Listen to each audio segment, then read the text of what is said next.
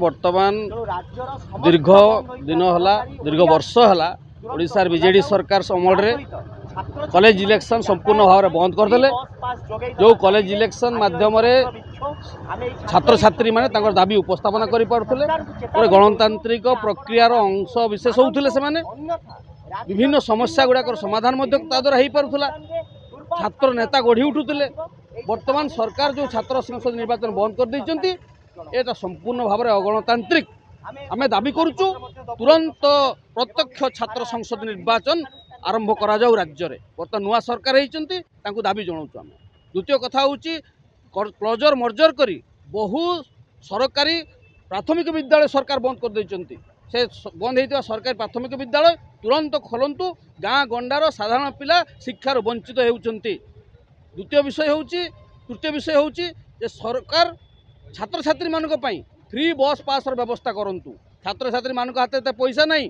एटा पार्वत्य अंचल पछुआ राज्य तेणु तुरंत समस्त फ्री बस पास सरकार जोगाई दिंतु। ये दाबी नहीं आम विक्षोभ करुचु। ये दाबी जो सरकार पूरण न करती आगामी दिन में बृहत्तर छात्र आंदोलन चेतावनी सरकार को आम दौचु। आम जो छात्र विक्षोभ करुचु 2018 मसीह छात्र छात्री मानकर गणतांत्रिक अधिकार को क्षुण्ण करिकी छात्र संसद निर्वाचन को संपूर्ण भाव में बंद करा जायछि।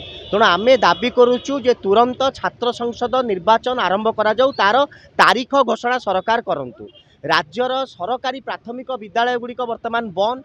आम राज्य सरकार वर्तमान ओडिया अस्मितार कथा कहउचंती। ओडिया अस्मितार कथा कहउचंती किंतु सरकारी स्कूल खोला जाउनी। सेही तांकरी केंद्र सरकार 2020 जातीय शिक्षा नीति यही क्लोजर मर्जर नीति को लागू करिछि। तेणु आम राज्य सरकार को कहबू जे तुरंत ओडिया सरकारी प्राथमिक विद्यालय गुड़िक खोलंतु। छात्र छात्री मानू फ्री बस पास जोगाई दि जाऊ। दूर दूरांतर पिला माने बहु कष्ट स्वीकार करी कॉलेज को आसती शिक्षानुष्ठान को आसती बहुत हैरान हरकत हुंती। तेणु से फ्री बस पास जोगाई देले से जो यातायात खर्च जो पाठपढ़ा छाड़ी दौरान से घटना घटबनी। तेणु से फ्री बस पास जोगाई दि जाऊ। यही दाबी नहीं कि आज आम ये छात्र विक्षोभ तलू सरकार को चेतावनी देवु। आमर दाबी जदि न मानिबे ताले राज्य में आहुरी दुर्बार छात्र आंदोलन विभिन्न स्थान में गढ़ी तोला जिवो।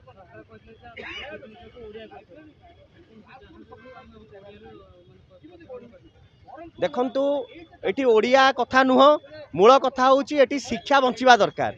प्राथमिक स्कूल जदि बंद हुए गाँ गहलीर साधारण घर पिला माने पाठ पढ़ा सुजोगरु वंचित हेबे। तेणु वर्तमान शिक्षा को बंचेबा पई सरकार प्रथमे स्कूल गुड़ा जोड़ा बंद होती खोलंतु सेटा पढ़ातु। से सब हूँ ओडिया माध्यमिक स्कूल। तेणु ओडिया माध्यम स्कूल गुड़िक सरकार जदि खोलिबे निश्चित भाव में शिक्षा बंचिब। राज्यर शिक्षा व्यवस्था उन्नति आड़ को गति करिब।